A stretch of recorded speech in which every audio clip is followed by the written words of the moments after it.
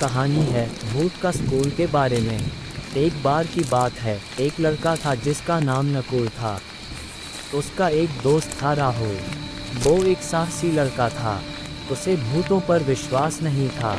वह अक्सर अपने दोस्तों को कहते थे कि भूत प्रेत जैसा कुछ नहीं होता। यह बास कहानी है। तभी नकुल ने कहा कि मैंने सुना है पास के गांवों में एक पुराने स्कूल हैं।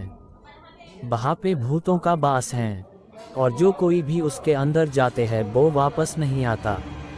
फिर राहुल ने कहा कि हम वहाँ पे जाएंगे और साबित कर देंगे कि वह सब झूठ है।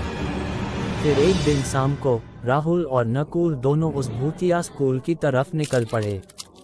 जब वो दोनों स्कूल के पास पहुंचा तो देखा स्कूल बहुत पुराना था। सामने एक बोर्ड पर लिखा था अंदर मत जाओ। स्कूल के दीवारों में से सारा चुना झड़ चुका था। चारों ओर जाले लागे हुए थे। दोनों गेट के सामने खड़े हुए थे। तब शाम के 6:30 बज रहा था। चारों ओर सुनसान था। मौसम एकदम निस्तब्ध हो गया था। भयानक माहौल ढलने लगा था। तब नकुल ने बोला, मुझे डर लग रहा है, चलो वापस चलते हैं। लेकिन राहुल ने कहा, डरो मत, मैं हूं ना। आज हम लोगों के वहम को दूर करने वाले हैं। अचानक आसमान में एक काली बादल उनके सर के ऊपर मंडराने लगा। वो दोनों उससे बेखबर थे और उस बादल से बिजली कड़कने लगा और बारिश शुरू हो गया। दोनों बारिश से बचने के लिए स्कूल के अंदर घुस गए। अंदर घुसते ही दरवाजा अपने आप खुल गया। नकुल ने कहा कि दरवाजा अपने आप कैसे खोला? तब राहुल ने कहा, हवा के वजह से खोला होगा, तुम डरो मत। राहुल ने जैसे ही चौखट पर कदम रखा, अंदर से कुछ चमगादड़ उनके सर के ऊपर से निकल गई।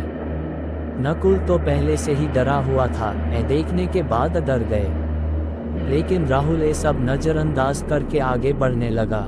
नकुल उसके पीछे पीछे चल रहा था। तभी नकुल को एक कमरे में से किसी के रोने की आवाज़ सुनाई दी। वो वहीं पे रुक गया और राहुल को बुलाया। जब राहुल उस कमरे के पास गया तो उसे कुछ सुनाई नहीं दिया। फिर राहुल ने नकुल को कहा कि तुम डरे हुए हो इसलिए तुम्हें अजीब आवाज़ सुनाई देता है। फिर राहुल और नकुल एक हल के अंदर घुस के इधर उधर देखने लगे। तभी हल के अंदर से कोई जोर जोर से हंस रहा था। अब राहुल समझ चुका था कि वहाँ पर कोई है।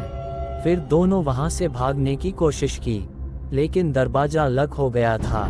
टेबल कुर्सी सब हवा में उड़ने लगा था।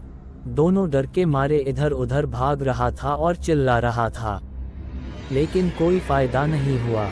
तभी अचानक दीवारों में चारों तरफ काले साया घूमने लगा। तभी वो रोने की आवाज़ फिर से शुरू हो गया और सामने आई एक सफ़ेद कपड़े पहने हुए औरत।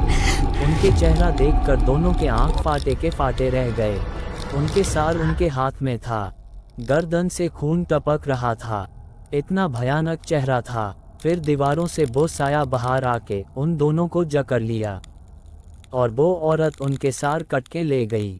इसी तरह राहुल और नकुल का अंत हो गया। इस कहानी से हमें यह सीख मिलता है कि किसी अनजाने जगह पर बिना जांच किए नहीं जाना चाहिए।